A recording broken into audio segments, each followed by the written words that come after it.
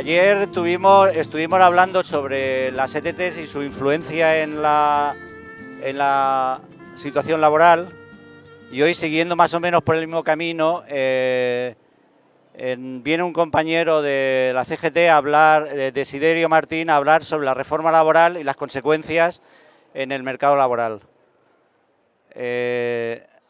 Mañana, o también os recuerdo que mañana vendrá Manolo Samper para hablar sobre la crisis y pobreza en Alicante, sobre un trabajo que han hecho sobre un mapa de la pobreza. Y ya a partir del miércoles, entonces hablaremos más en positivo, porque ya tendremos algunas charlas como la del reparto del trabajo, red de economía solidaria, pero ahora estamos más bien en la parte crítica, ¿no? Con lo cual, si quieres ya puedes empezar, porque ¿sales aquí? Bueno, os dejo con Desiderio. ¿Utilizáis este método para hablar? Sí. Bueno, pues buenas tardes a todos y todas, y también para la gente que anda por la plaza. Esto es el Ágora y desde luego lo que no debiera ser es en plan de... Es decir, que me resulta complicado en una plaza pública que está hecho precisamente para un ágora donde todos nos movemos en situación de igualdad, el hecho de que yo aparezca aquí, entonces pues parece que voy a dar una clase magistral de nada, porque hablar de los desastres, de lo que supone la reforma laboral, es bastante de nada, y lo que se trata es de daros 3 o 4 pinceladas en esa descripción de los desastres que decía Koitoka, y que los principios de esperanza parece que no son demasiados. Yo creo que la reforma laboral no es ni más ni menos que una continuación de la reforma laboral del PP, que tiene 2 fases, una la del Real Decreto 3/2012, que salió en febrero, y otra luego ya ese decretazo se llevó a ley en julio de ese mismo año, del 2012. Además coincide en la enumeración de las leyes, le dicen que es la 3/2012 y el Real Decreto también era el 3/2012, productos de las casualidades. La reforma laboral es una continuación de la reforma de Zapatero del año 2010. No es ni más ni menos que, insisto, una continuación. En su aspecto más llamativo, en la reforma de Zapatero lo que abrió no solamente en los contratos, sino sobre todo en el precio del despido, la posibilidad de que se pueda poner a la gente a la calle como el despido preventivo. Ya lo decía la Ley 35/2010. Que decía que las empresas pueden despedir si... No, vamos, me da lo mismo. Es decir, como veáis. Sentado, ¿verdad? Mucho mejor, así estamos en horizontalidad.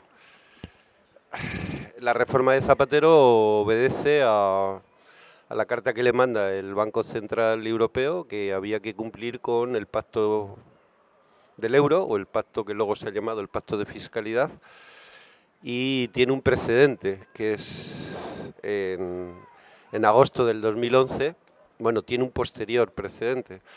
En agosto del 2011 se vieron obligados a constitucionalizar, el golpe de Estado que se ha producido en esta democracia sin haber disparado un solo tiro, que es la reforma del artículo 135 de la Constitución. Ese famoso artículo 5 de la Constitución, lo que viene, digo el 135, lo que viene es a cargarse el Estado social y de derecho, donde su máxima es que siempre habrá dinero para pagar la deuda, sea legítima y ilegítima, es decir, siempre habrá dinero para pagar los intereses de la deuda.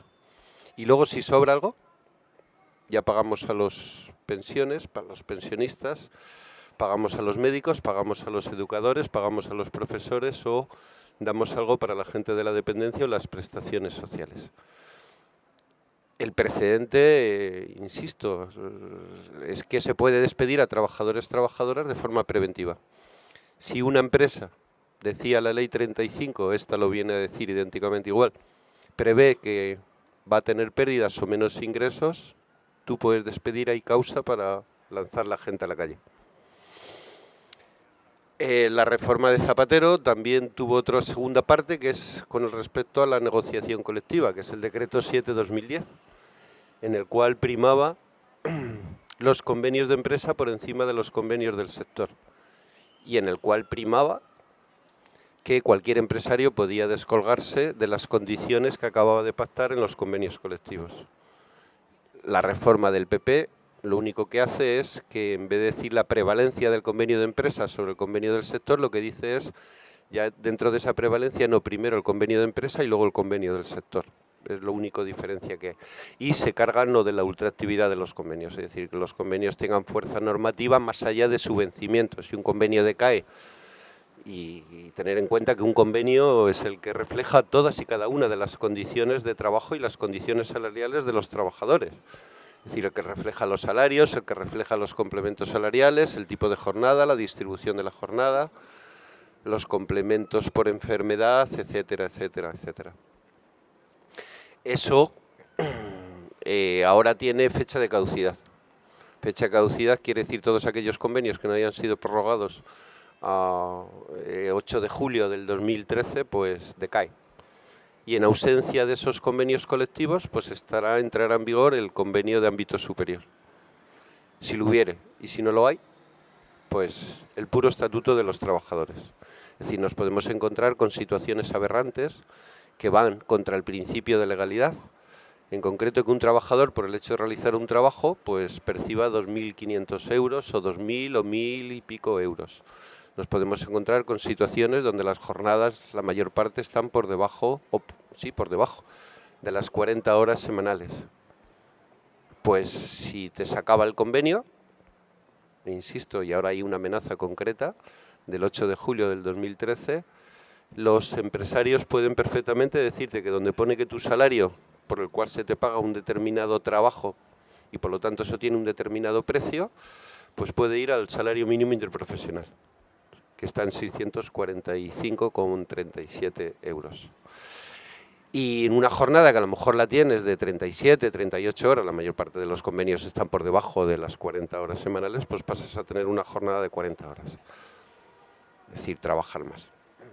Bueno, esto es una realidad real, no es una realidad. La reforma laboral lo que hace es imponer una flexibilidad en toda la cadena del contrato, desde que accedes al trabajo, permaneces en el trabajo y cuando sales del trabajo.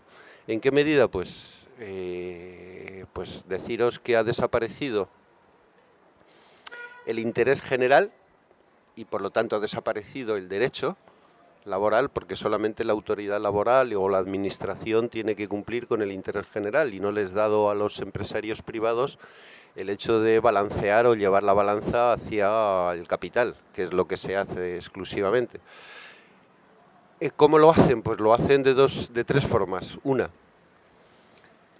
que a la entrada del mercado de trabajo yo tenga posibilidad de contratar a cualquier trabajador, no ya en función de un trabajo fijo o de un contrato fijo, sino un contrato acausal, que le denominamos los técnicos. ¿Qué significa acausal? Que tú puedes ser contratado para cualquier actividad, sea permanente o sea temporal, con cualquier tipo de contrato. Entonces, a partir de aquí se ha creado un famoso contrato, porque dicen que lo importante es el contrato sin derechos, que es el contrato para las empresas de menos de 50 trabajadores, que es la mayor parte de las empresas de este país, donde cerca del 87% de trabajadores y trabajadoras trabajamos en empresas de menos de 50 trabajadores.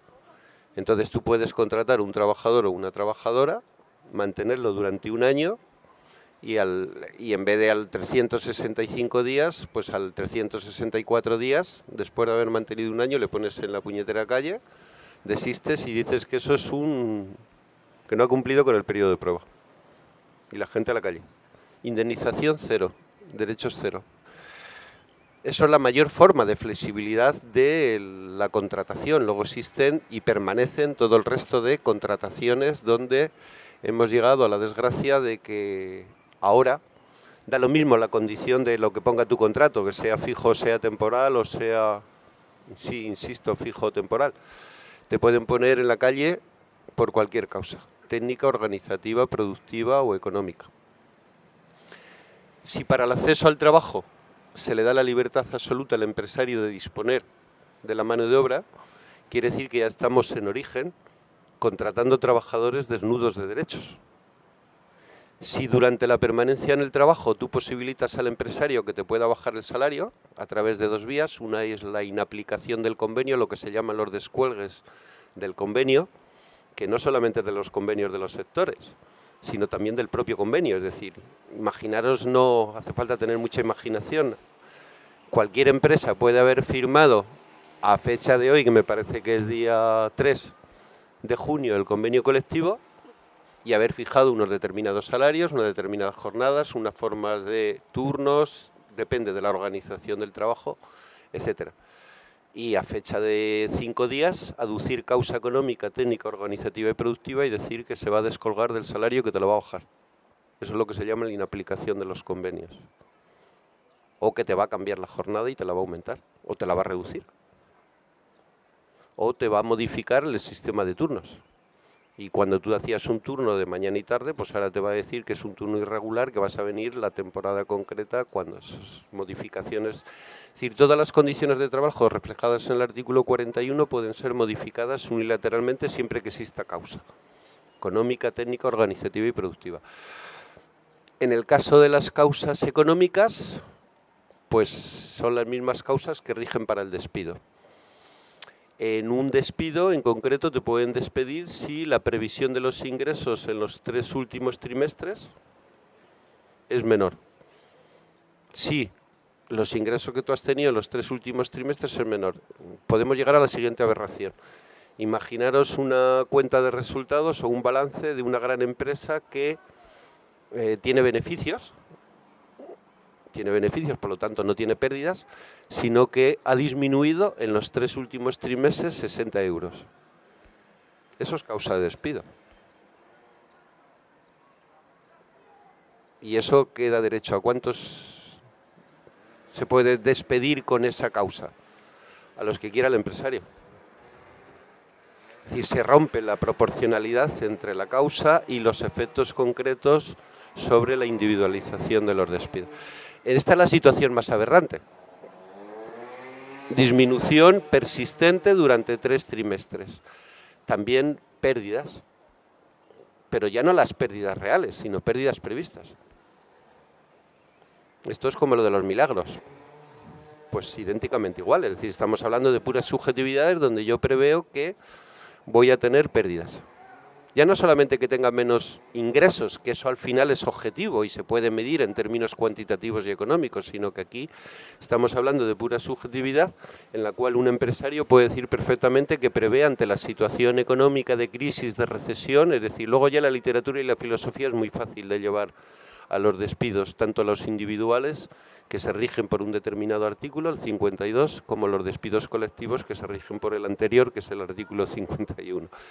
Es muy fácil, es decir, justificar y explicar, eso es muy fácil para un empresario, es decir, ponerle literatura. Yo preveo que voy a tener pérdidas o preveo no.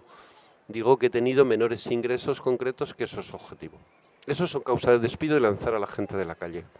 Con lo cual se rompe uno de los principios de legalidad más esencial, que es el artículo 35 nuestro de la Constitución, dice que es un derecho fundamental el empleo. ¿Por qué? Pues porque estamos en un estado social y de derecho. Eso lo dice el artículo 103, el principio de legalidad. Y por lo tanto el empleo solamente puede ser eliminado o despedido si hay causa. Y además tú justificas la causa, y la causa debe ser objetiva, proporcional y ser real y no ser ilegal. Con toda esta construcción que se hace desde el punto de vista de las leyes, lo que se le dota es al empresario de la fuerza normativa que solamente le corresponde al Estado y al legislador. Es decir, hemos variado, se ha retirado el Estado, que está obligado a través de las diferentes administraciones a regir sus políticas, en este caso estamos hablando de las laborales, pero podíamos hablar de las políticas en educación, de las políticas en sanidad, que seguramente lo habéis tratado idénticamente igual. Y se le dota a un particular en concreto, se le dota a través de esas leyes que ya no elegirlo para el interés general, sino elegirlo para el interés privado de dar seguridad jurídica solo y exclusivamente una parte, que es el capital. Y por lo tanto los empresarios, que son los representantes del capital, el cual puede disponer de mi contrato de trabajo desde su entrada, su permanencia y su salida. En la permanencia nos encontramos con cosas tan aberrantes, insisto, que ahora se pueden modificar todas y cada una de las condiciones de trabajo. Nuestro Tribunal Supremo, desde hace muchos años, dice que hay un principio en la ley que se llama, luego aplicado a la propia práctica, que los trabajos de un determinado valor se deben seguir pagando a ese determinado valor, es decir, a trabajos iguales, precios iguales en el precio de la mano de obra. Cuando se hacen las categorías laborales no responde ni más ni menos a la complejidad mayor o a la mejor o peor cualificación que tenemos y tienen los trabajadores y las trabajadoras. No es lo mismo un oficial matricero que un peón del metal, no es lo mismo un oficial de albañilería en concreto, solador, escayolista, llamadlo como queráis, que un aparejador o un técnico en lo que sea. Es decir, eso responde a categorías que responden a determinados valores que tiene con el trabajo. Cuando yo hago un trabajo tengo unas capacidades y en función de eso se me paga. Los convenios colectivos lo único que hacen que es regular las profesiones en concreto y se le da un valor. Bueno, pues la reforma laboral lo que hace es disponer al empresario de que pueda quitarte ese valor, con lo cual se rompería el principio también de legalidad. No solamente de justicia, sino el principio de legalidad. A trabajos de igual valor los precios deben ser idénticamente igual. Si yo puedo bajar los salarios y dejarlos en el salario mínimo interprofesional, eso con la ley en la mano y con las normas que tenemos de las reglas de juego, que nos han dicho que ya no hay reglas de juego, sino eso es otra historia. Porque las reglas de juego es que no hay reglas de juego. Las reglas de juego es cuando en una partida tú sabes que si juegas al mus hay ciertas reglas que tienes que seguir. Y al tute, pues ahora es como si estuviéramos jugando al mus o al tute en concreto y alguien te dice, no, es que ha cambiado, ya la chica ya no se hace así, ni la 31 seguiña, no, sino que ahora es simplemente que yo digo que llevo chicas, que llevo pares, que además órdago a la grande, a la pequeña, y el envido, aunque no lleve pares, aunque no tenga nada de grande y aunque no tenga nada de chica. Eso es lo que hacen con el tema este de los salarios. El tema de la jornada pasa igual. Yo tengo un contrato que dice que tengo un contrato jornada completa. Jornada completa es jornada completa. Y está prohibido por ley, estaba prohibido hasta ahora, de que alguien pueda llegar y decir que te reduzco la jornada y te convierto tu contrato en un contrato a tiempo parcial. Por el hecho de reducirte la jornada. No es que te haya variado el contrato, sino que te disminuyo la jornada. Eso también era ilegal y atenta contra el principio de legalidad. Es decir, todo eso es lo que posibilita. Y en la salida del contrato de trabajo, pues está el precio de la mano de obra. Es decir, han invertido en varias cosas, sobre todo hasta convertirlo, voy a tratar de resumir todo este despropósito en algo que no son mis palabras, sino palabras de un presidente de un Tribunal Superior de Justicia, en este caso de Madrid, que decía, no van a parar hasta convertir al trabajadora en un coste variable. Todo el mundo, si hablamos no en términos de mercancías, porque el trabajador no es ninguna mercancía, pero si hablamos de mercancías de cualquier materias primas, etcétera, funcionan como costes variables. El precio del petróleo sube, pues yo tengo que pagar mis mercancías con eso y tengo que jugar con esos costes. Bueno, pues la ley lo que posibilita es que el trabajador sea una mera mercancía más. Así es como quieren que nos comportemos, para ser una mercancía variable. Que trabajemos cuando el empresario dice que hay trabajo, a los precios concretos que el empresario determine, y por el tiempo, la jornada, que yo tenga negocio para realizar. Eso es funcionar como una mercancía. Ese es el objetivo de la reforma laboral. Y lo están consiguiendo. Lo grave es que lo están consiguiendo. Es decir, imaginaros que se nos ha dicho que se nos ha convertido en una mercancía desnuda de derechos. Es decir, actuamos de forma transparente. Para el mercado no tiene que haber ningún tipo de incógnita.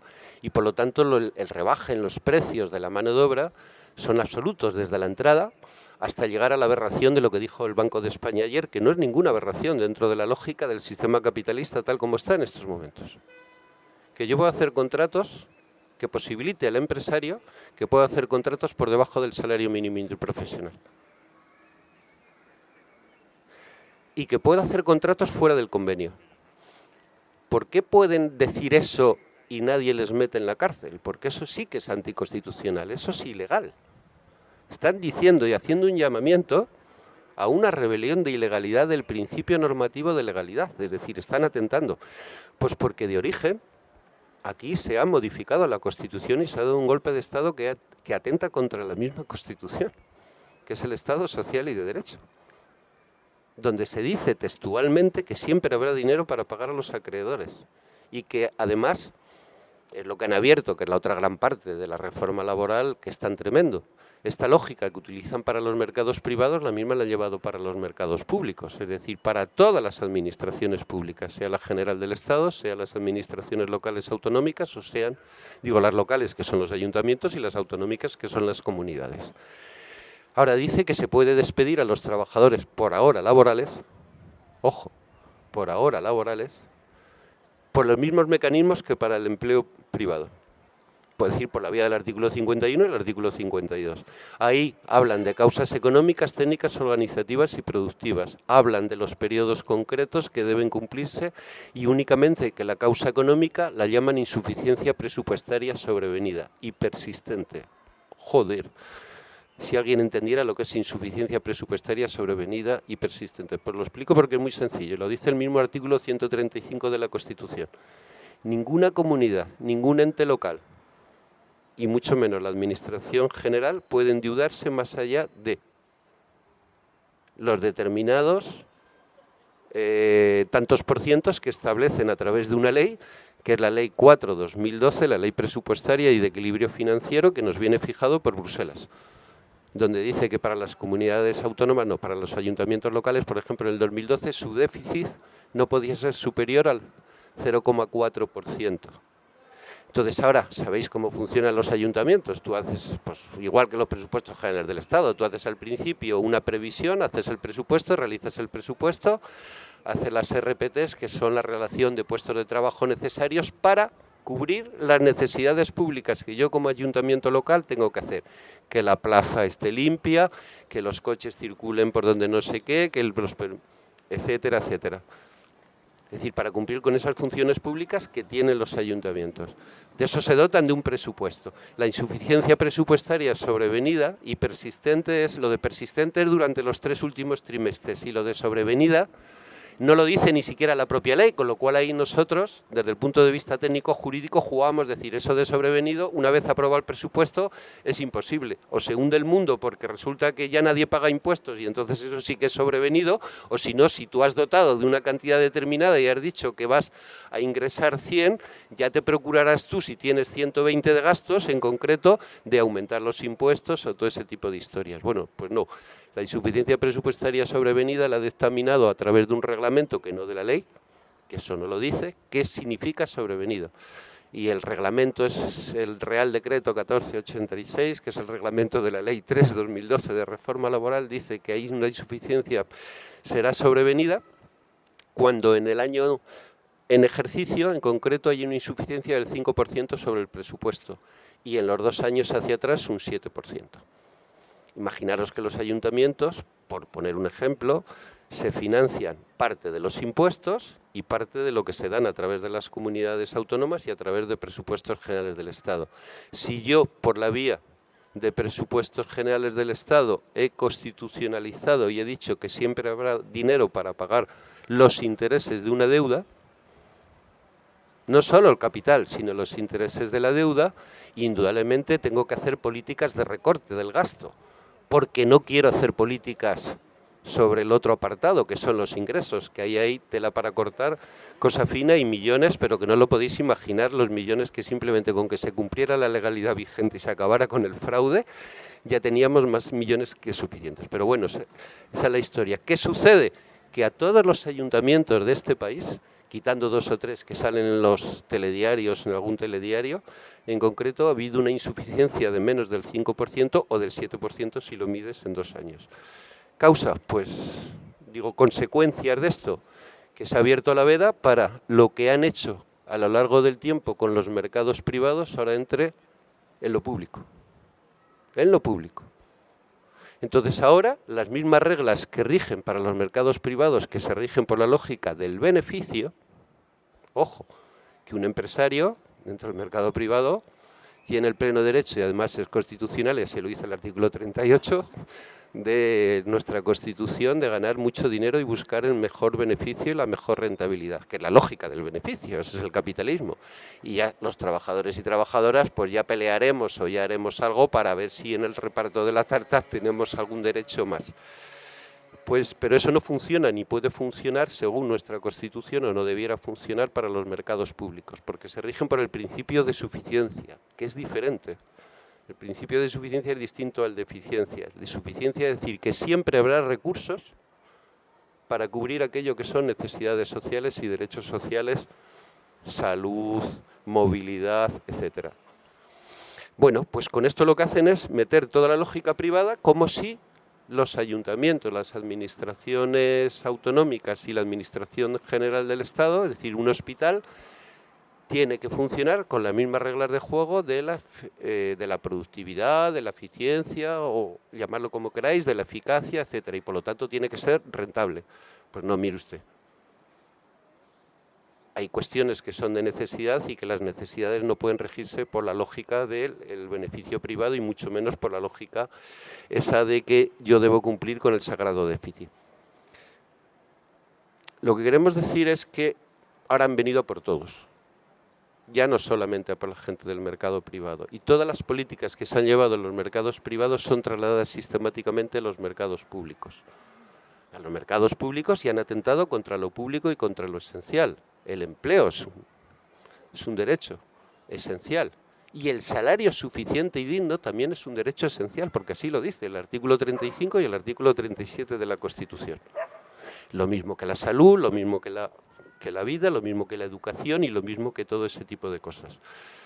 Las consecuencias de la reforma laboral son tremendas. Medidas en todo aquello. Hay gente que dice la reforma laboral no sirve para lo que enunciaban.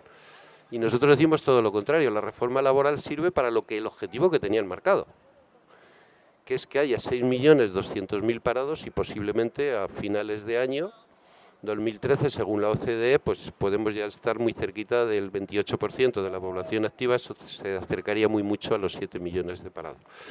La reforma laboral sirve para robar rentas salariales, lo que llaman la devaluación generalizada de los salarios. Eso está medido en términos contables. La reforma laboral sirve para que la gente trabajemos más horas.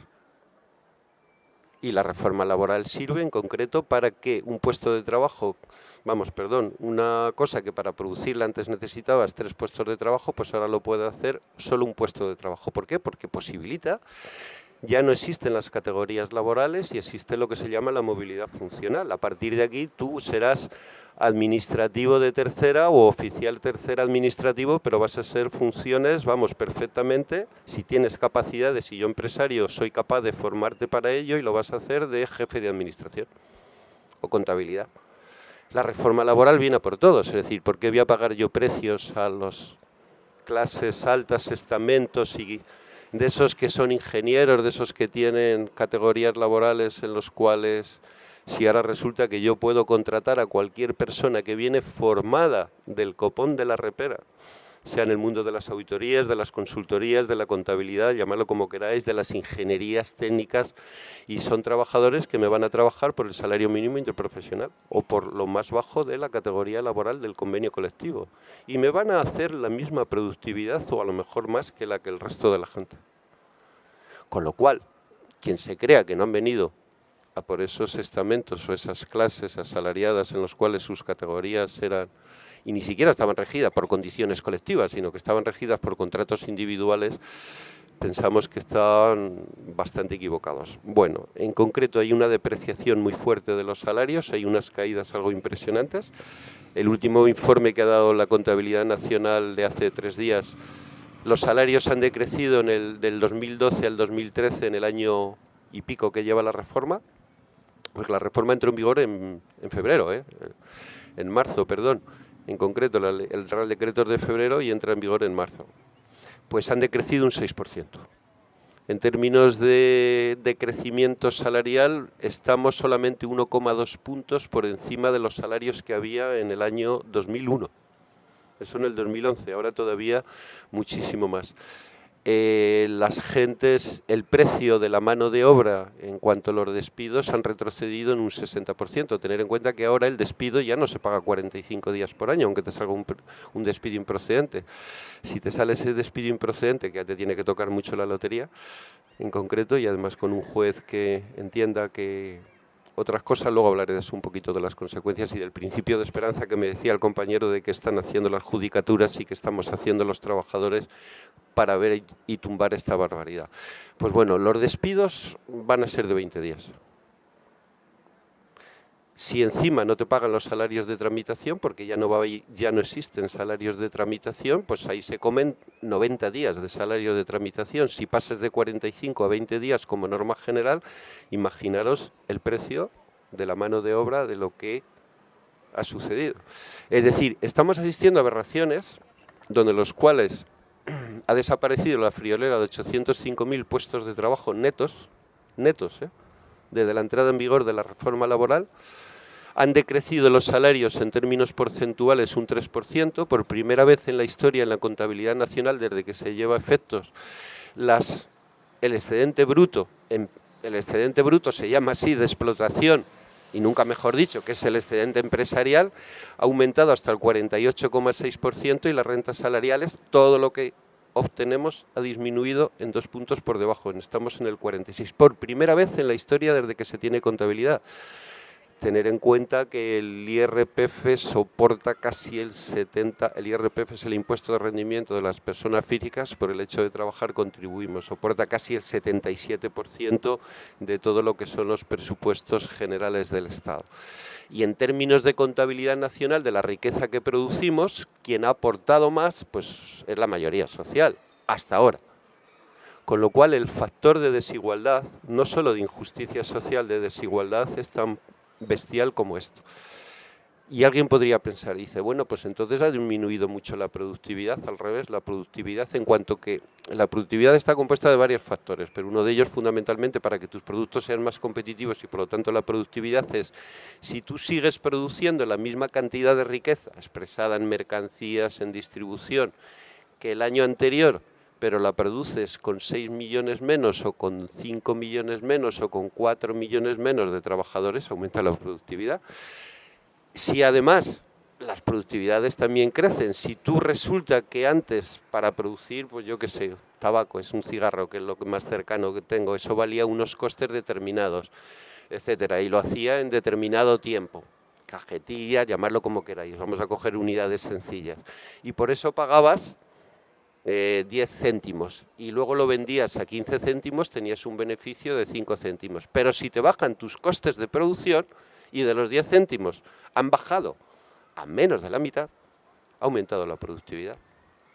Con lo cual resulta cosas absolutamente aberrantes, que es que nuestra economía ha crecido en términos de competitividad y productividad, más que la media de toda la Unión Europea, en los años de crisis desde el 2009 al 2006. ¿Quiere decir que la gente somos más felices? ¿Y eso que estamos en recesión? Pues no. Somos bastante más desgraciados, los daños ya no solamente son colaterales, sino son bestiales.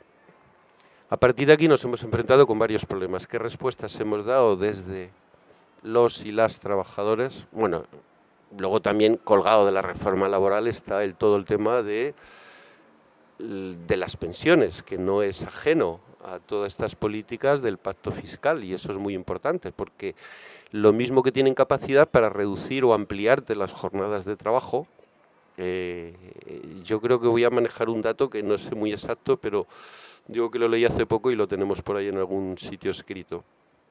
La cantidad de trabajo no pagado puede ascender a los 55.000 millones desde que empezó la crisis. 55.000 millones de euros. ¿Qué significa trabajo no pagado? Que la gente trabajamos de gratis. No solamente hay desempleo, sino que las jornadas se alargan y no son pagadas. Y no son pagadas. Es decir, la expropiación de rentas salariales y del producto del trabajo y de la riqueza por parte de las clases asalariadas, luego también tiene expresiones concretas, es decir, lo mismo que han disminuido los salarios y las rentas salariales, se han devaluado, etcétera, saber que se ha sextuplicado lo que gana el segmento de esos empresarios, ejecutivos, etcétera, etcétera. Se ha sextuplicado. Si antes un trabajador del segmento alto, que el segmento alto coge hasta los consejeros de los consejos de administración, ganaba 4 veces, o un ejecutivo, lo que un trabajador medio, ahora resulta que ganan 6 veces más. Es decir, la riqueza no solamente ha crecido, sino que se ha repartido de forma más desigual. Es decir, estamos ante la sociedad más desigual de toda la OCDE. Creo que por detrás de nosotros hay 2 países nada más. Es decir, no se conocía en España, en el Estado español, perdón, no se conocía estas cuestiones de desigualdad. ¿Cómo nos estamos enfrentando desde el mundo laboral, desde el mundo sindical y desde el mundo social a esta barbaridad? Pues trancas y barrancas. Hemos hecho 2 huelgas generales, la última el 14 de noviembre, bastante más numerosa que la de marzo, pero sin suficiente fuerza como para echar abajo esa reforma laboral. El tema de los recursos de anticonstitucional, que alguien me decía, pues bueno, cuando el Tribunal Constitucional dictamine si es constitucional la reforma o no, pues yo creo que ya habrán laminado y habrán hecho una parva absolutamente, donde seremos bastante más pobres y estaremos sobre todo sin derechos ya casi en absoluto. Y la gente lo pueda percibir como normalidad. Ese es uno de los graves problemas, que esto se viva como una normalidad y ante lo cual tú no puedes hacer nada. Cuando son, pues... alguna gente mantenemos que estamos volviendo con esto, no solo con esta ley, sino con lo otro, al estado primigenio del capitalismo, que sabéis que era robo, expoliación y esquilmación por la violencia concreta. Es una violencia muy sistémica la que se está empleando a la hora de prescindir de los trabajadores en cuanto al despido, porque si tú resulta que la propia voluntad empresarial es la que determina si tú trabajas o no trabajas, eso supone una pérdida de ciudadanía y supone una pérdida del resto de derechos. Es decir, no solo pierdes el empleo, al perder el empleo pierdes las rentas. Si encima vas a unas prestaciones de desempleo que también han sido disminuidas, con lo cual tu poder adquisitivo va a disminuir bastante. Pero es que en cadena dejar de ser una persona solvente para cualquier tipo de deuda que te pueda venir o que tú puedas hacer un futuro. Es decir, lo más seguro es que pierdas la casa. Lo más seguro que pierdas las casas si te han metido y te han logrado convencer de que te metas en una de esas hipotecas trampas en los cuales en esa estafa, todo ese tipo de cosas, y al perder la casa pues estás perdiendo también. Es decir, que el despido es el acto de violencia por antonomasia que solamente le es dispuesto con la reforma laboral a una de las partes de la relación laboral que estaba, bueno, que al menos el derecho laboral lo habíamos equilibrado entre trabajo y capital, que ahí tenemos el trabajo es siempre quien tenemos la relación más desigual, para eso se creó el derecho laboral, para equilibrar un poco, y nos devuelve al mercado libre del capitalismo primigenio. Es decir, tú como individuo te vas a enfrentar con el empresario y yo te voy a decir cuál es el precio, cuándo trabajas, cuál es el precio y dónde vas a trabajar. Hablar de esto no es una alegoría, ni es una metáfora, ni es hacer dramatismo, ni mucho menos demagogia. Es lo que viven millones y millones de personas en la actualidad. La fuerza que hemos sido capaces de hacer los trabajadores y trabajadoras ha sido poca, bastante escasa. Bastante escasa. Y otro de los aspectos de la reforma laboral que no he tocado es que a los jueces también les es impelido, según la filosofía que existe en la propia reforma laboral, de revisar la causa del despido, por poner un ejemplo. Si yo, empresario, digo que te despido por causas económicas y te demuestro ese tipo que en los últimos 3 meses pues más o menos voy a tener una merma de ingresos y además te lo justifico porque es muy fácil justificar, la crisis lo justifica todo. Teníais que ver los expedientes de regulación de empleo en las memorias justificativas, en los informes técnicos, qué es lo que cuentan. O sea, cuentan la apocalipsis global para luego decir en concreto, me calzo a 900 trabajadores de Radiotelevisión Pública de Madrid o a 2.200 de Radiotelevisión Pública Valenciana, que sabéis que se los van de Canal Nou, les han despedido también de forma gradual.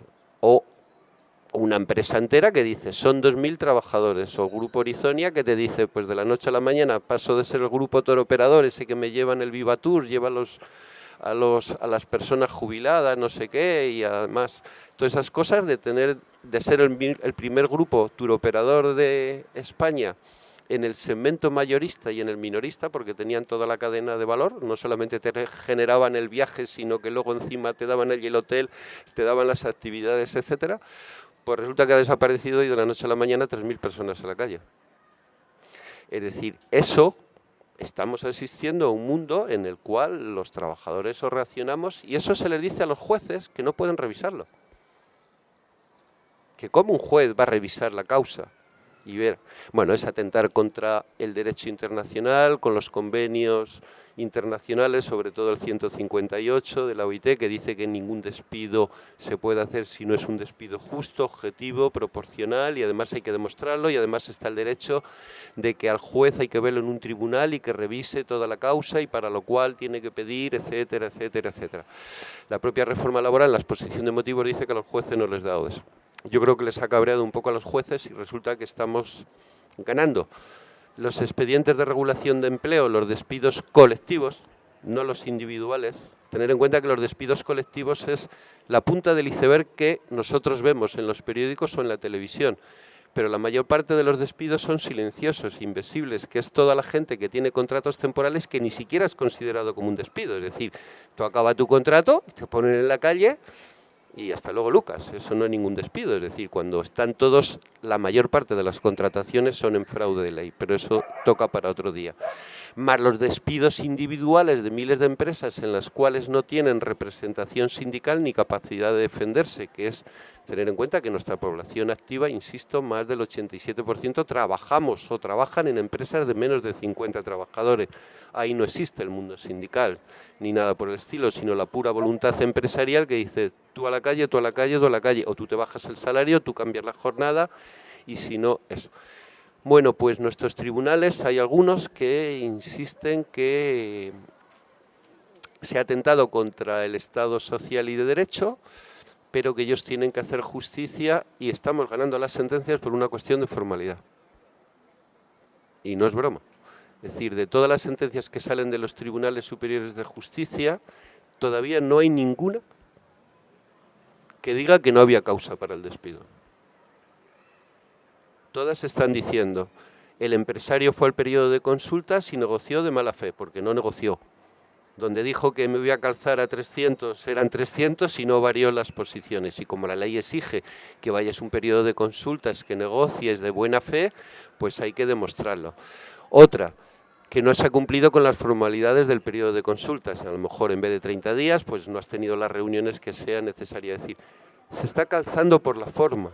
Se están ganando los despidos por la forma. Ese es un mundo horroroso. No digo que no sea positivo. Ojo. Porque con la que está cayendo solo faltaba que... Pero, por poneros dos ejemplos gordos que han salido de administraciones públicas, lo de Radio Televisión Madrid no lo ganamos porque era una auténtica esquilmación lo que hizo todas las legislaturas del PP desde que llega a la Comunidad de Madrid, donde se dedica a engordar la plantilla, con sobre todo los informativos, duplica las plantillas porque los profesionales, los trabajadores dijeron que ellos no iban a hacer propaganda, que ellos estaban para hacer una información pública de contenidos, etcétera. Entonces, doña Esperanza Aguirre contrató a todo el doble de la plantilla, en concreto porque eran adalides de su ideología pepera, llamarlo como queráis, o su liberalismo, donde se ha inflado los salarios y en la tarta de los costes salariales, pues resulta que el 10% de la plantilla, que son todos los directivos y los contratos a dedo, imputan el 40% de toda la masa salarial. Y el resto de la plantilla, que es el 90%, vamos, no en proporción. Pues el tribunal no ha entrado en eso, lo ha dejado más o menos caer. Lo que ha dicho es que no se ha negociado de buena fe. Y al no negociarse de buena fe y se han utilizado criterios que no eran objetivos y proporcionales, porque el despido es no ajustado a derecho. Pero no ha dicho que es nulo. Claro, al no decir que es nulo, sino no ajustado a derecho improcedente, pues todo el mundo sigue en la calle, incluidos los delegados sindicales y los representantes sindicales que tenían la obligación de readmitirlos, y todo el mundo sigue en la calle. Y ahí está el Tribunal Supremo. El resto de sentencias que ha habido, tanto en los mercados privados como públicos, lo que se ha ganado, que es cierto que se ha ganado mucho en los despidos colectivos, todos son por las formalidades. Claro, los empresarios no son tontos. Entonces ahora todo expediente que están haciendo lo están fundamentando, cumpliendo con el principio de formalidad. Los documentos que deben entregar, si es causas económicas. Eso es lo que hemos logrado hasta aquí. Y lo demás es un destrozo. 805, si lo medimos en términos de empleos, 805.000 puestos de trabajo netos que se han perdido desde la entrada en vigor de la reforma laboral. Desde el punto de vista de los salarios, un decrecimiento de los costes laborales unitarios de más del 3%, y la devaluación de los salarios con respecto a lo que hemos perdido, con respecto al IPC real de la vida, de lo que es el coste de las cosas, pues bueno, está la subida salarial de este año en el 0,6, cuando la vida está, me parece que se llegó al 2,9, si no me equivoco, o ese tipo de cosas en el 2012. Con lo cual los objetivos de lo que ellos planteaban es cierto. No necesitan de tanta mano de obra, 6 millones de parados, o 6 millones y medio, 7 millones, no volveremos a trabajar en nuestra puñetera vida. Porque no lo necesitan. El modelo de realización del beneficio empresarial está hecho así, de esa manera. Es decir, ¿cuál es el principio de esperanza? Pues en eso que acabáis de decir antes, que anunciáis para una charleta. O reducimos drásticamente la jornada laboral y repartimos el trabajo, o no hay solución.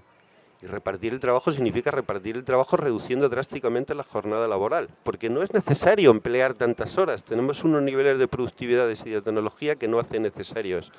Y al mismo tiempo nos jubilamos mucho más anticipadamente. Y es todo lo contrario. Sabéis que ahora hay que jubilarse a los 67 años a partir del 2023, pero es que ahora con el factor de sostenibilidad que se han inventado, nos quieren decir que se adelante el 2014. Eso es un poco lo que os puedo contar de las consecuencias y ojalá que seamos capaces, yo creo que los movimientos sociales, el 15M, las mareas, la blanca, la azul, la amarilla, la negra, todas las que queráis, es lo que da posibilidad de crear un espacio en el cual agreguemos fuerza, actuemos de forma cooperativa en la defensa de todo lo que es los derechos esenciales de las personas, tanto sea en el mundo laboral como sea en el mundo social. Y sobre todo, hay algo que es esencial, que es la defensa de lo público, entendiendo por público también los empleos, el trabajo, las pensiones, todo ese tipo de cosas. Bueno, eso es un poco, es dramático, pero es así.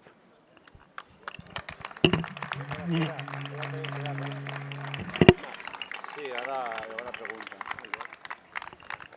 Bueno, después del apocalipsis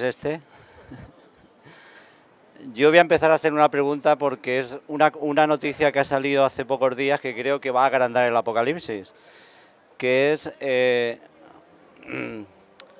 resulta que ahora se les ha ocurrido que se aumenta la edad de jubilación a los 67, pero a los parados los van a jubilar a los 61. La noticia, así simple vista, es buenísima.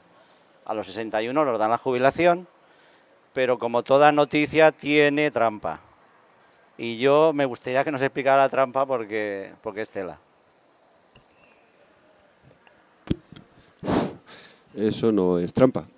Ya lo dice la propia reforma laboral y ya lo emplearon en otras legislaturas y en otras medidas. Lo que pasa es que aquí hay gente joven y gente menos joven, pero si alguien se acuerda del año 94, cuando la otra gran crisis, ya se empleó los trabajos de colaboración social. Y los trabajos de colaboración social, o sea, en un mundo donde están destruyendo puestos y puestos de trabajo en las administraciones públicas, sean locales, sean autonómicas o sea general.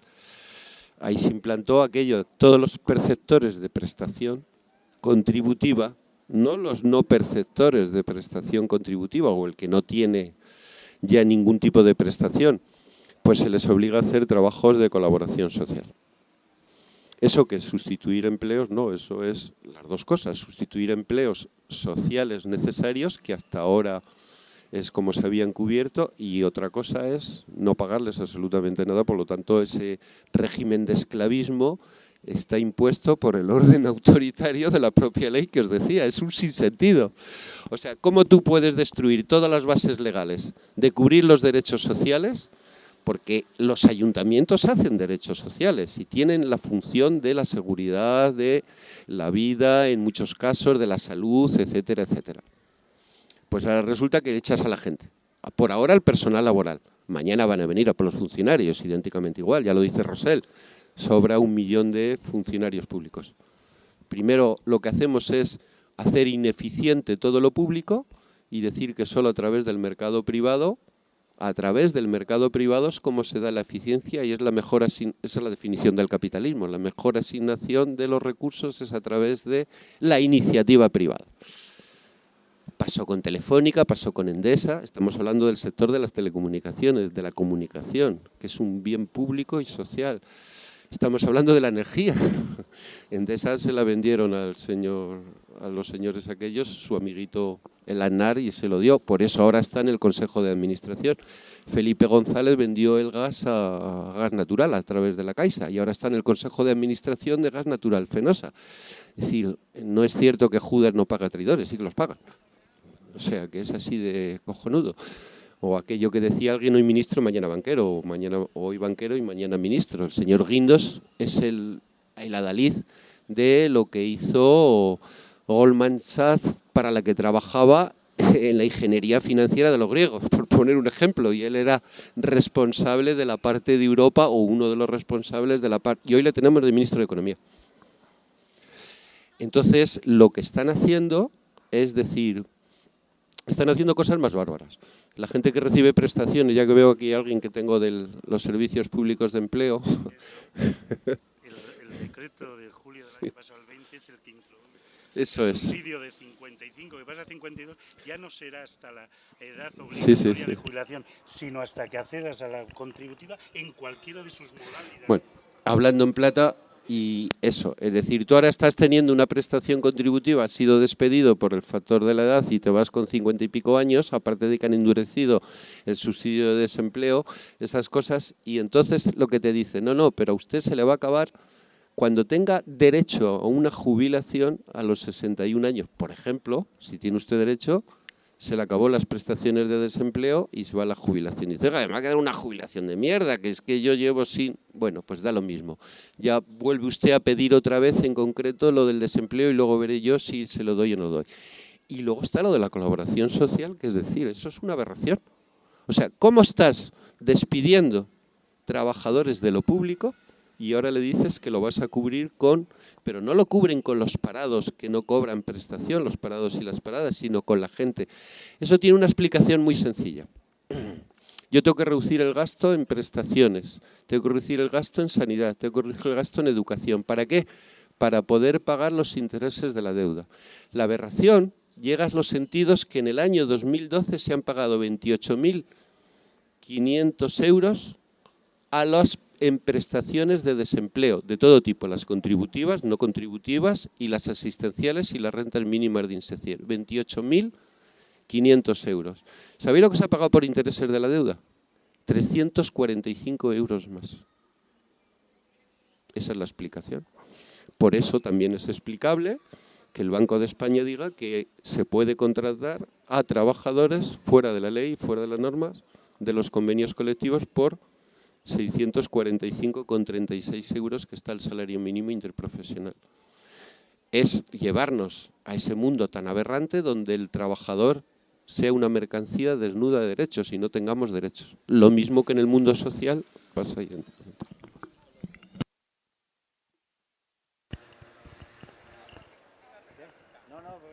venga. No, pero es que si no, no le escucha a la gente. El corto.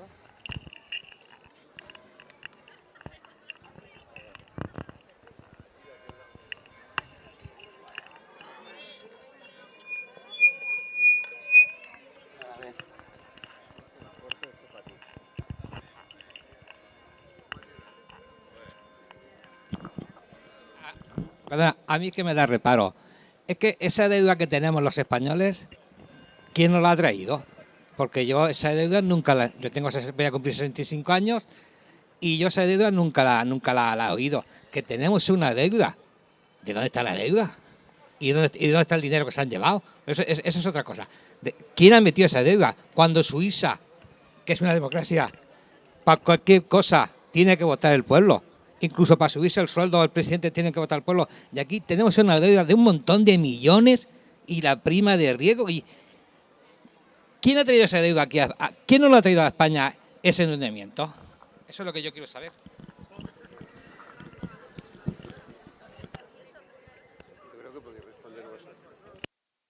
Responder vosotros, o sea que no hay... Yo puedo dar alguna explicación, pero... Pues, ¿que quién ha aumentado la deuda? ¿Quién la ha traído? No la ha traído nadie. No, los mismos gobernantes han ido acumulando la deuda, entre otras cosas, gran parte de esa deuda ha sido salvando a los bancos.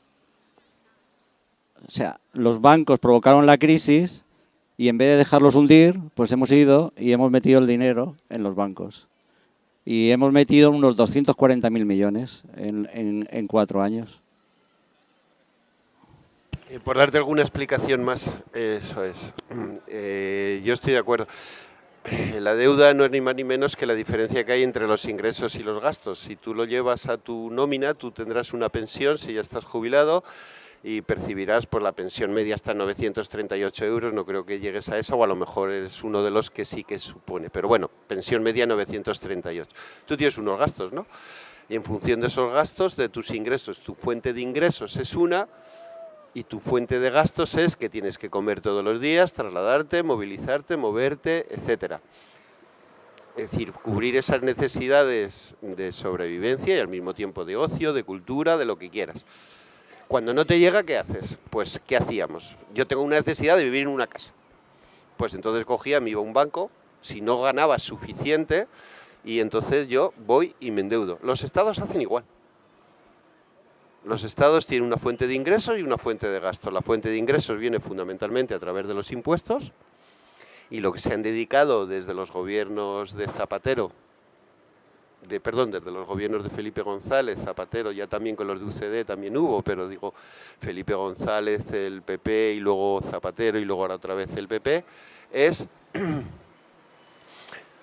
hacer todo lo contrario. Es decir, yo necesito para pagar a maestros, para pagar a médicos, para pagar a las pensiones, etcétera, para pagar todo lo que es lo público y lo que es obligación mía como Estado del interés general, necesito una serie de ingresos.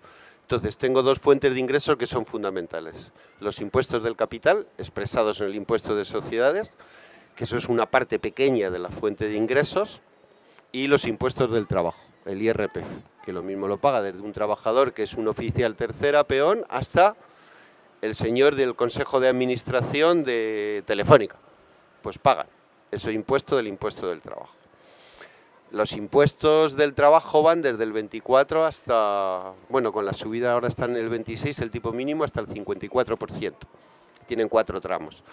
Los impuestos de sociedades empezaron con el 35%, los gobiernos del PSOE lo bajaron al 30% y al 25%, depende del nivel de negocio que tienes. Los impuestos de capitales, aquí se instauró una cosa que se llama las SICAP, son las sociedades de inversión de valor variable, esas cosas, en los cuales tributaban hasta una reforma que hizo el PSOE al 35%, porque son sociedades. Entonces, si el impuesto de sociedades estaba al 35% y tal, bueno, pues lo bajaron al 1%. Son los paraísos fiscales patrios que tenemos.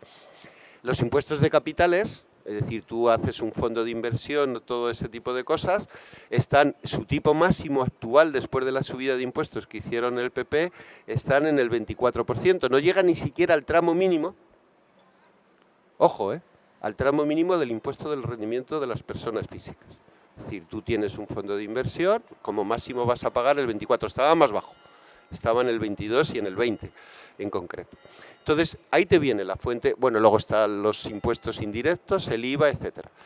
El Estado, entre lo que ingresa y lo que gasta, no puede tener déficit, o puede tener déficit, pero si no tienes dinero suficiente para pagar a los pensionistas, para pagar a los médicos, para pagar a los profesionales de la educación, etcétera, etcétera, o para pagar a todos los empleados públicos que trabajan en el INEM, que trabajan en la Seguridad Social, que trabajan en todo lo público, ¿qué hago? Pues voy al mercado, lo mismo que tú.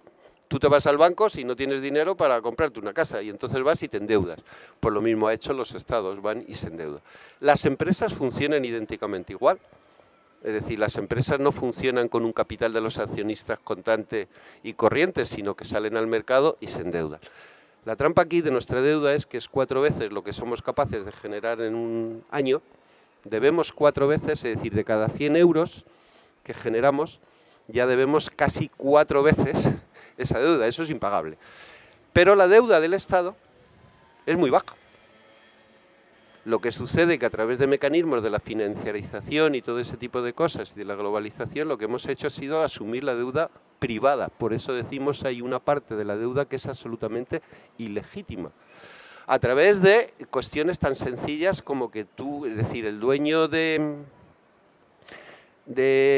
una de las empresas energéticas más grandes de este país, pues es una caja de ahorros, se llama La Caixa, se llamaba La Caixa y ahora es Bancaixa, porque les han obligado, etcétera, pero es el dueño de una de las empresas más grandes.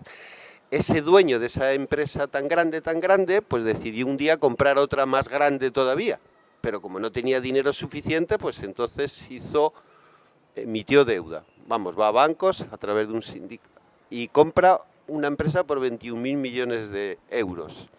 La Caixa, sabéis que ha entrado, lo mismo que Caja Madrid, que era dueña en parte de Iberia, dueña en parte de... Es decir, que tenían esos reales. Entonces, toda esa deuda, que era privada, a través de ese mecanismo de financiarización, nos la han devuelto a los trabajadores, a las clases asalariadas y a la mayoría social, partiendo de una deuda muy pequeña. Es decir, el Estado español es el que menos deuda tenía de toda la Unión Europea, con respecto al dinero que necesitaba, fuera aquello de lo que hacía de los ingresos. Es como nos lo han devuelto, esa es la gran trampa, que estamos financiando y pagando con las pensiones, con la sanidad, con la educación, con la reforma de lo local, de los ayuntamientos, estamos pagando deudas privadas, de la cual esa deuda privada, insisto, 2/3 suponen que es de empresas y de familias, y solamente 1/3 le corresponde la deuda del Estado. Y bueno, y recordarte lo que he dicho del artículo 135, siempre habrá dinero para pagar a los acreedores o los tenedores de la deuda.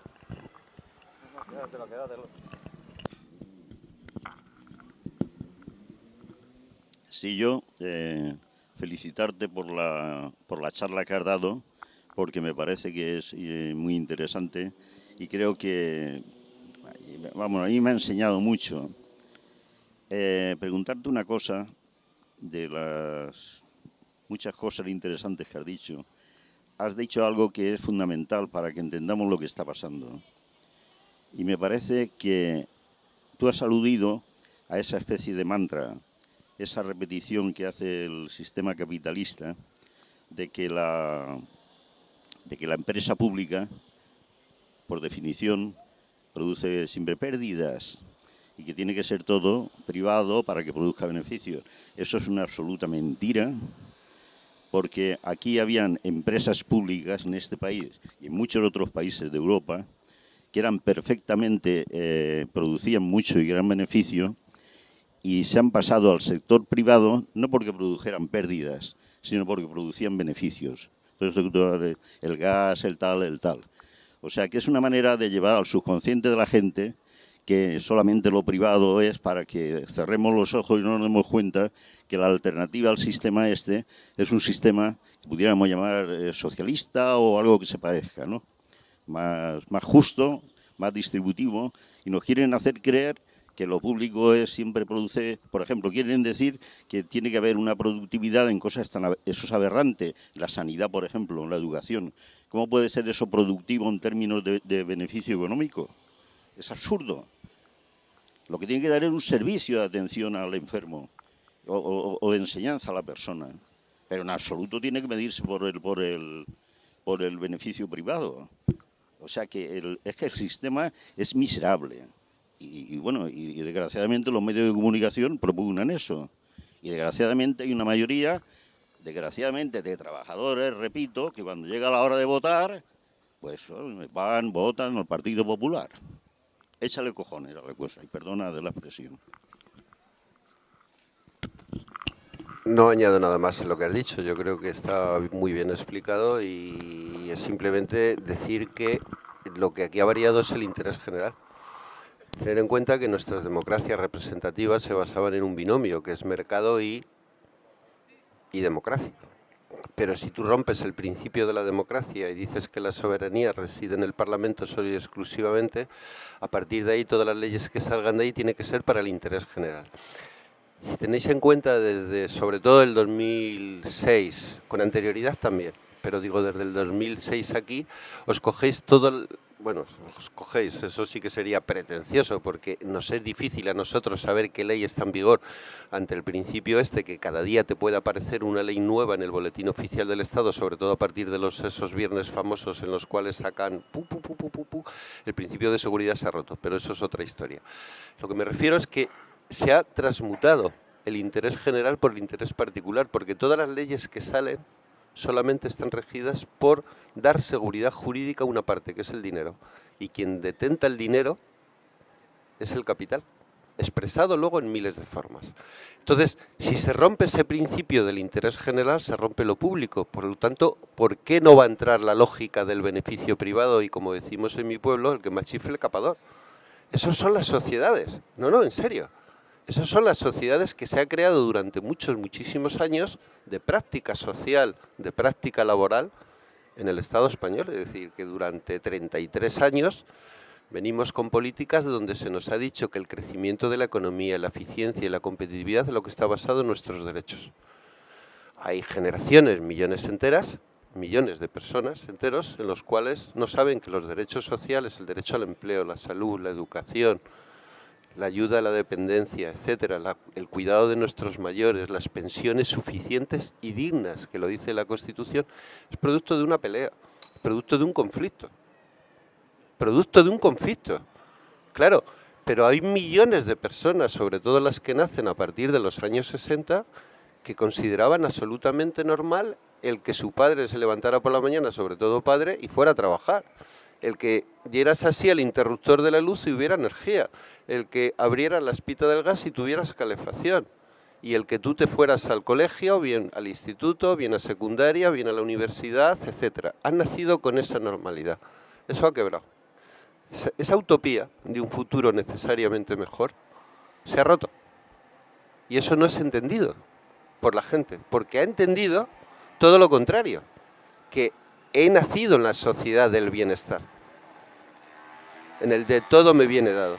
No hemos enseñado a nuestros jóvenes y jóvenes que es la cultura del sacrificio, del esfuerzo y del conflicto en donde está basado el derecho. Por lo tanto, ¿por qué yo voy no a cubrir las necesidades sociales con la lógica de la eficiencia? No, de la eficacia. Claro, esa trampa hemos entrado todos. Entre nuestras conciencias y nuestras formas de comportarnos social y laboralmente. Y a partir de ahí es donde tenemos el grave problema. Es un problema cultural y de educación. Lo que llamamos la conciencia. Pues eso.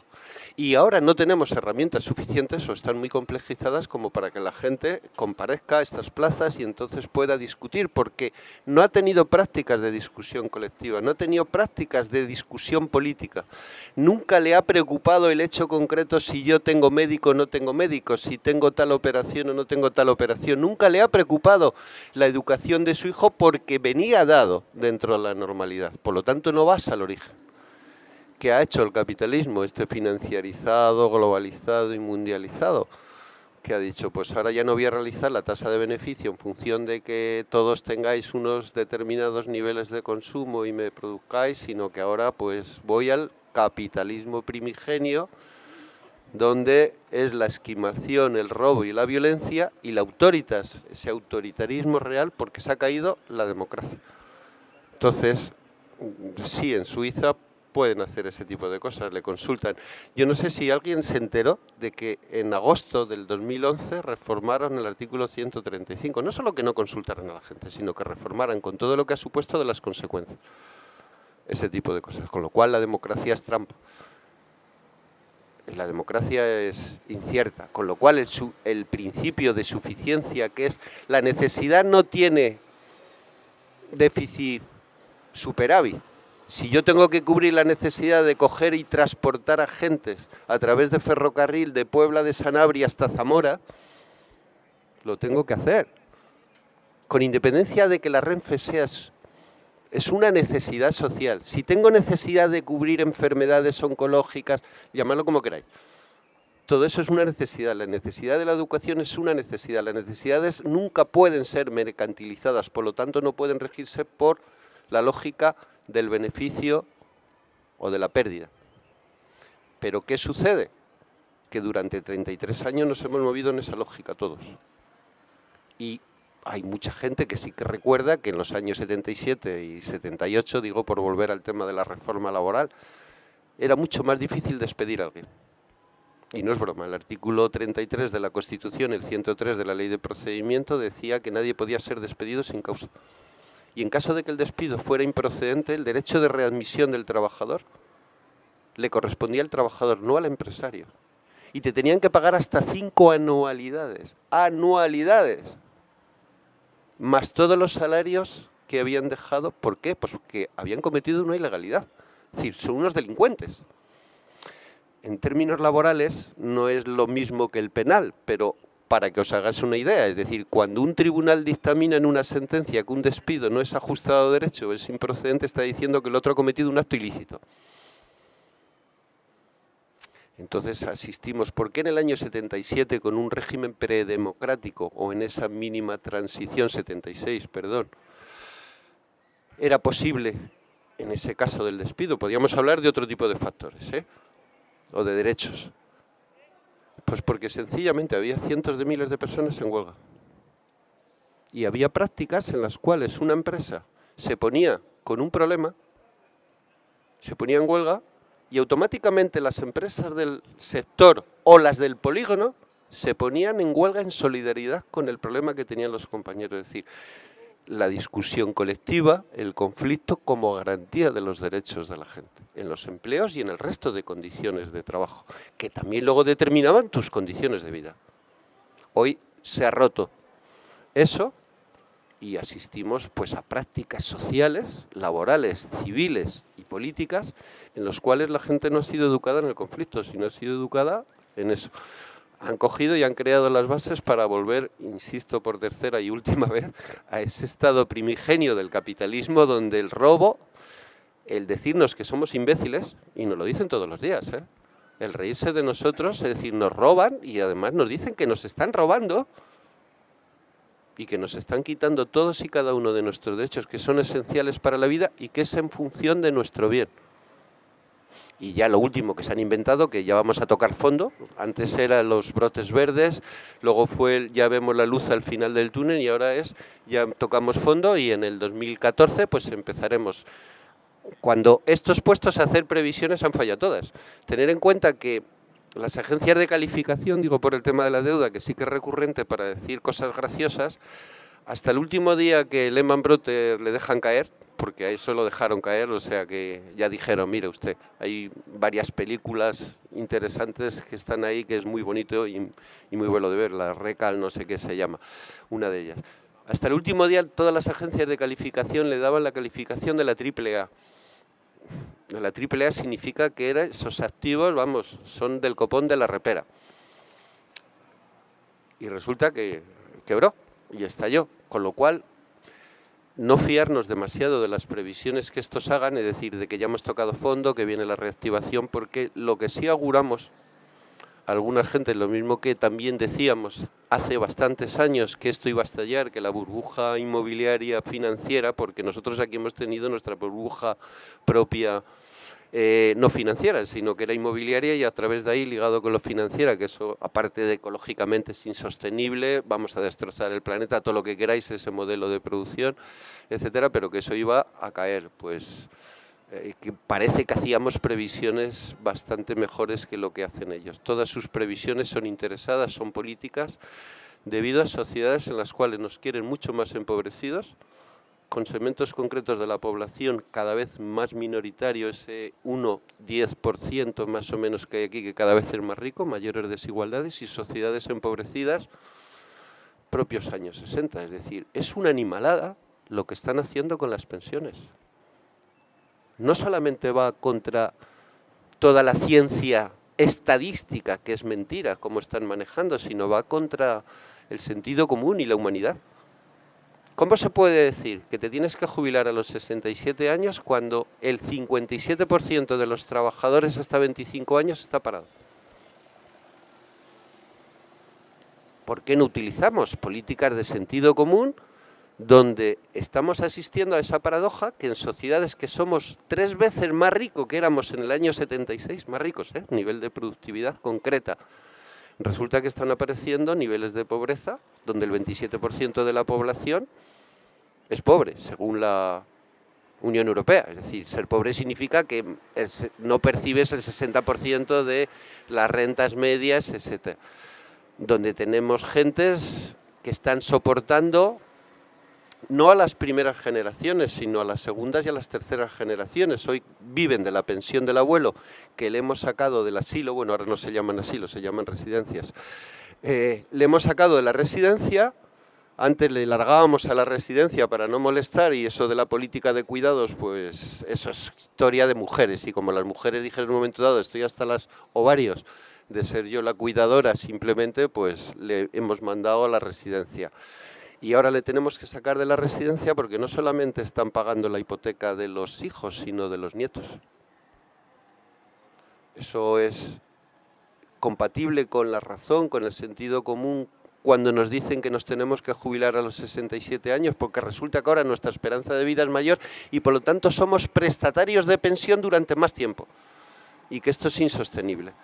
Y cuando nos dicen que es que la tasa de dependencia, que es cotizantes y perceptores, eso es lo que es la tasa de dependencia, ha bajado mucho. Dice, oiga, pero si es que usted está despidiendo a la gente. Oiga, es que no solo está despidiendo a la gente, sino que impide trabajar al 57% de los jóvenes y de las jóvenes que son cotizantes netos. Solo se resuelve si hacemos una redistribución radical del trabajo y una redistribución a través de una reforma fiscal que debe ser, pero radical. Es decir, mientras sigamos permitiendo que el fraude empresarial de las grandes empresas esté del orden de los 90.000 millones de euros, fijaros lo que son 90.000 millones de euros. Todas las políticas de recorte, hemos pedido 40.000 millones a la Unión Europea para dárselo a los bancarios, entre ellos 21.000 millones a Bankia, Caja Madrid, no sé si os suena esas cosas, y tenemos dirigiendo Caja Madrid un señor que se jubiló del BBVA con 80 y pico millones de euros. Ojo, y le tenemos dirigiendo la nueva Bankia. Y ese es el adalid, conjuntamente con los del Banco de España, el señor Linde, que te dice que te tienes que jubilar a los 67 años porque si no, o que te tienes que bajar los salarios o que tienes que cobrar 645. Es decir, estamos asistiendo a una barbarie, a una barbaridad, a una barbarie. Es decir, estamos asistiendo a un sistema civilizatorio que no tiene nada que ver con la racionalidad ni del siglo de las luces ni del propio capitalismo. Estamos asistiendo al capitalismo primigenio, donde a la gente se le ponía vallas para que no fuera a coger cosas del campo y sobrevivir. Y en cambio le pusimos vallas, o le pusieron vallas en ese capitalismo primigenio para obligarle a ir a trabajar a las empresas, cuando la gente no necesitaba del trabajo obligatorio, ya se buscaba la vida, esas cosas. Esto no es ninguna... Eso es recordar la historia, no, eso es parte de la historia.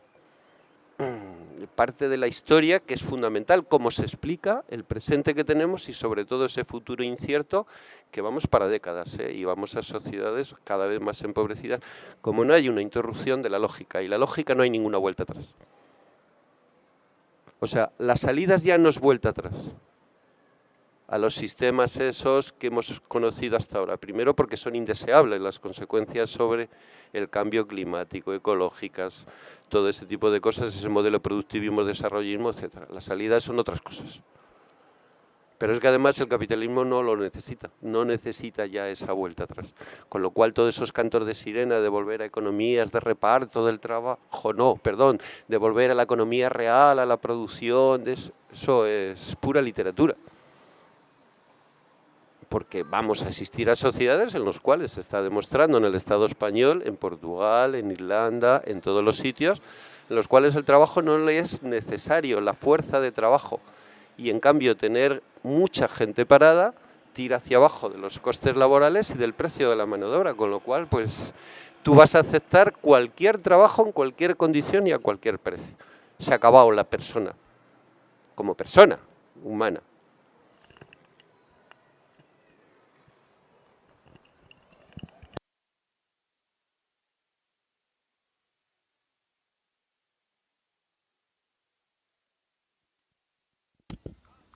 Me dirijo a aquellos que crean que esta crisis se ha fraguado en Estados Unidos y que se fue introduciendo primero en Grecia y en los países mediterráneos y que el modelo que se está imponiendo aquí ahora en España se parece sospechosamente al de Estados Unidos y que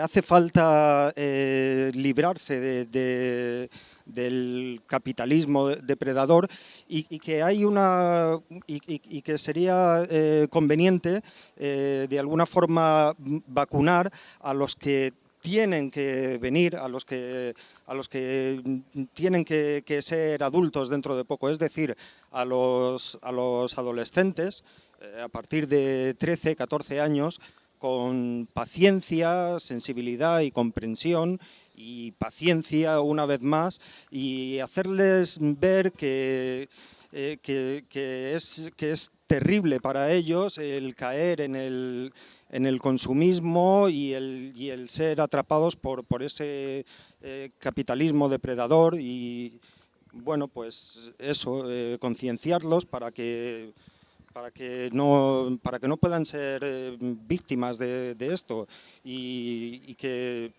bueno, pues a su vez la próxima generación pueda ser advertida y podamos tener una sociedad que no esté tan indefensa.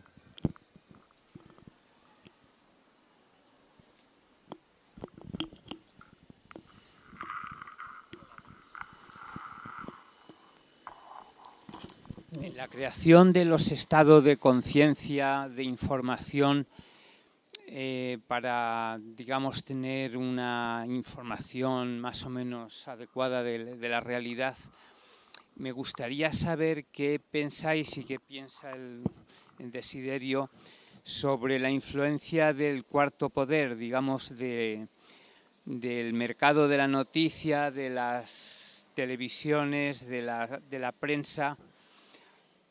Parece que el mercado de la noticia está en manos de unos círculos muy limitados que son los que crean todas las informaciones que de alguna manera modelan nuestra concienciación de los problemas.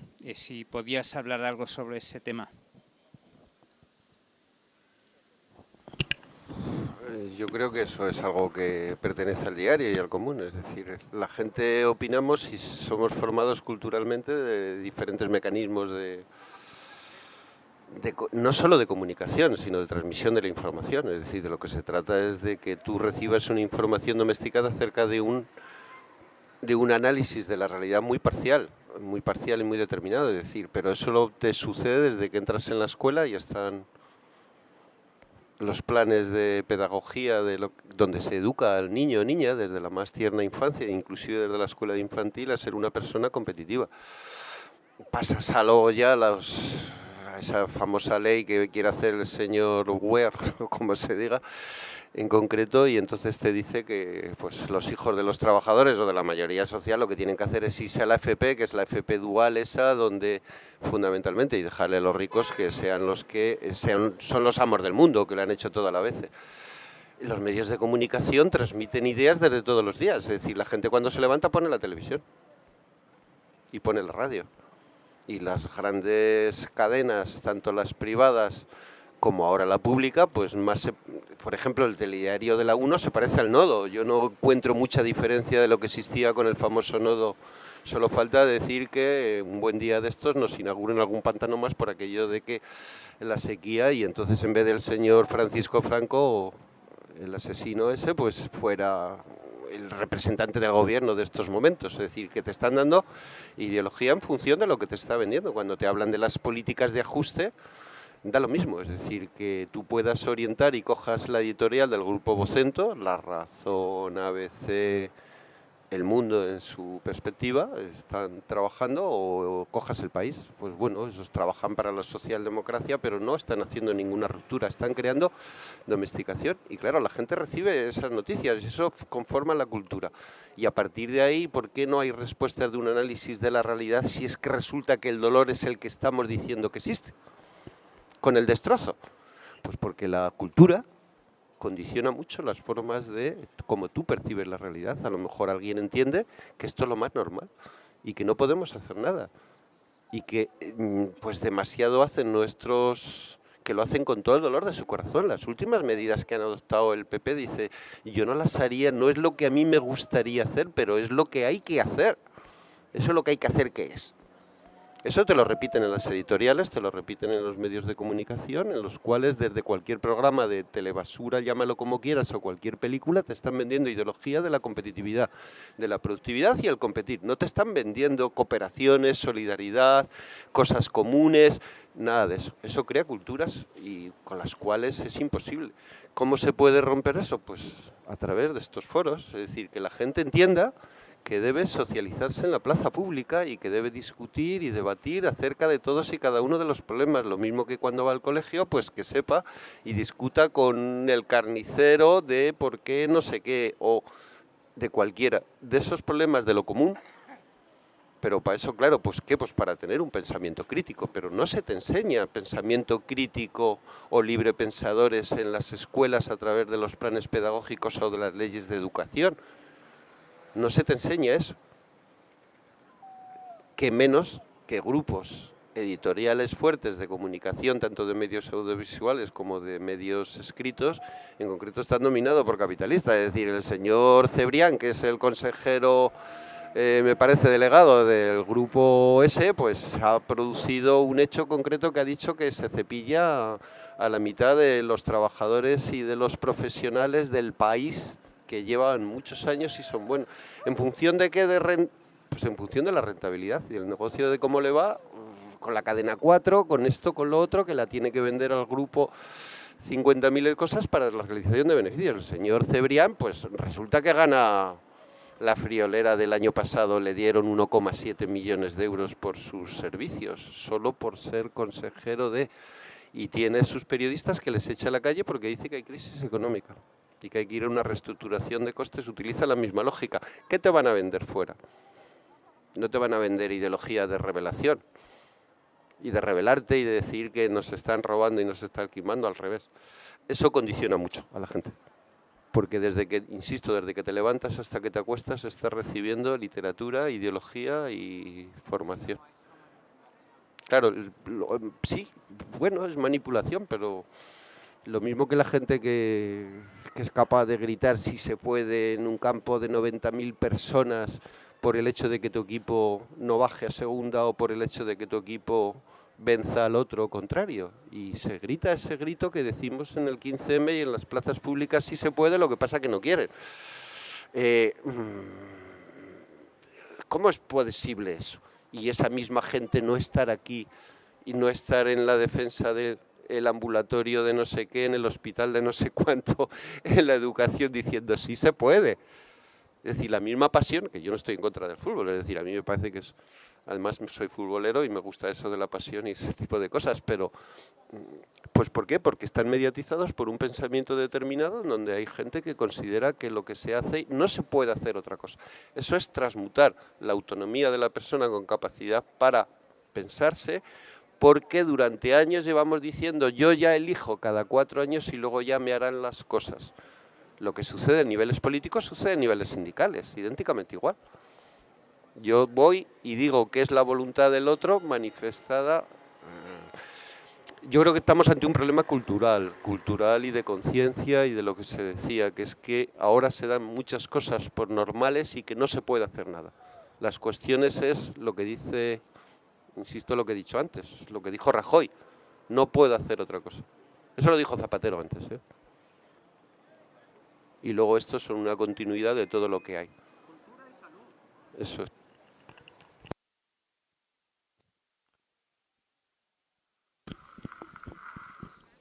Bueno, voy a hacer 3 preguntas. y no van mucho al hilo, pero bueno. Una, me gustaría saber a nivel legal si para un trabajador es legal filmar al empresario. Otra es a nivel legal también las declaraciones de Andrea Fabra de que se jodan los desempleados, la declaración de, no me acuerdo el nombre, de la COE que dijo que a Laponia. A nivel legal eso es recurrible. Y luego otra, la huelga general mundial indefinida que se está planteando para el año que viene. Si se está empezando a coordinar o simplemente está ahí colgada como, no sé, como la idea de 2 o 3. Me he pasado, ¿no? Sí. Yo no tengo respuestas para todo y mucho menos eso, pero vamos, lo de la legalidad o no legalidad que planteas, pues creo que he explicado que las reglas de juego se han acabado.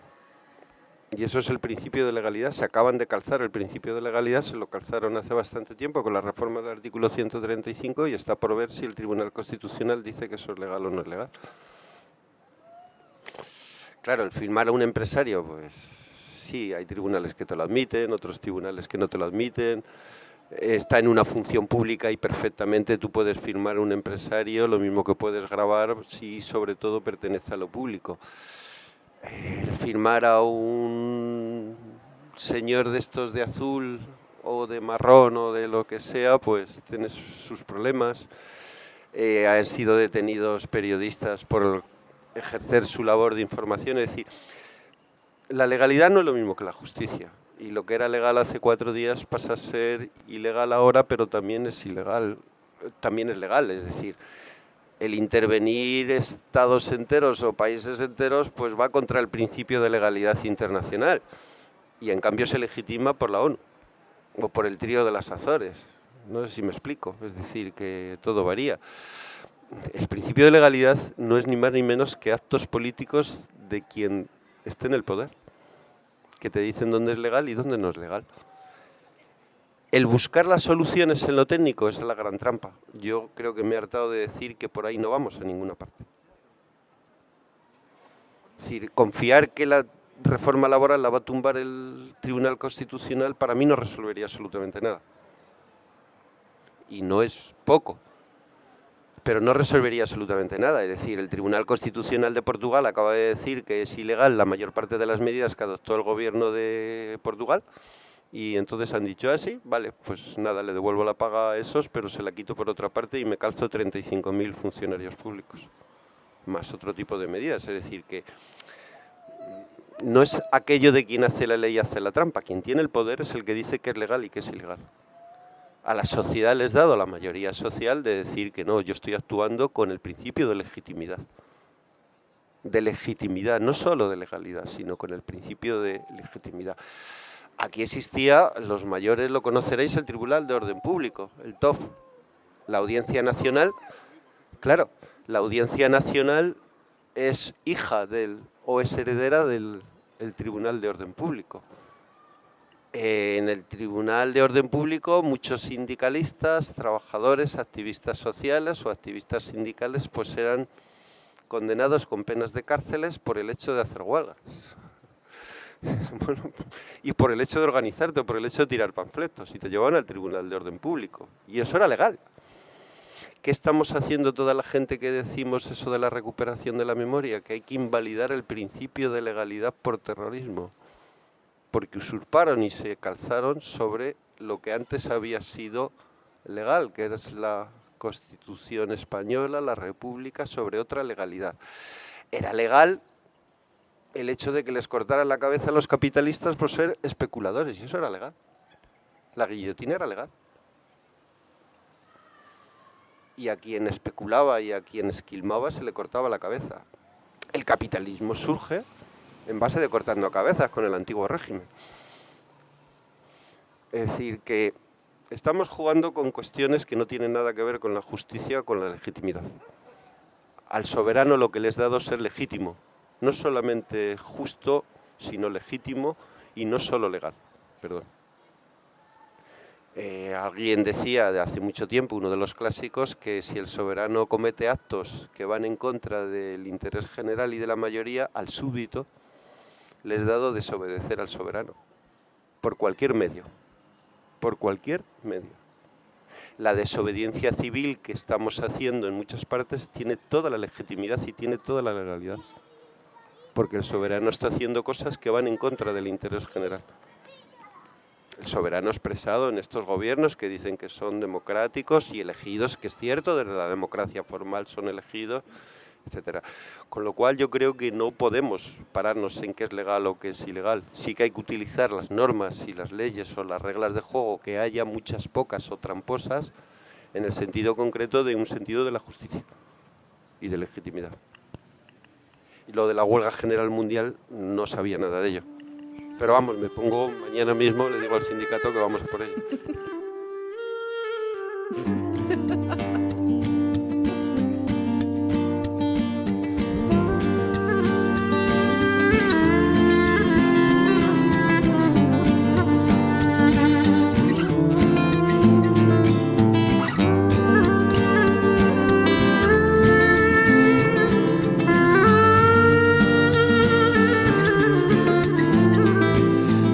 Algo hierve en las calles pidiendo explicación, y no es una voz, ya son muchas mostrando su indignación. Y pese al que le pese, es el rostro de la frustración de tantos años callados.